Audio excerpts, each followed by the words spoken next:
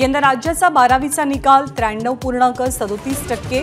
कोकण विभाग निकालात अव्वल, तर यंदाही निकालात मुलींची बाजी. दुपारी 1 वाजता वेबसाईटवरती निकाल पाहता येणार. नागपूरमध्ये जातीचे खोटे दाखले बनवून नामांकित शाळांमध्ये प्रवेश. आरटी अन्वये प्रवेश घेणाऱ्या 19 पालकांच्या विरोधात गुन्ह्याची नोंद. पुण्याच्या रॅश ड्रायव्हिंग प्रकरणी पोलिसांची मोठी कारवाई. आरोपी मुलाचे वडील विशाल अगरवाल यांच्यासह आतापर्यंत 7 जण अटकेत.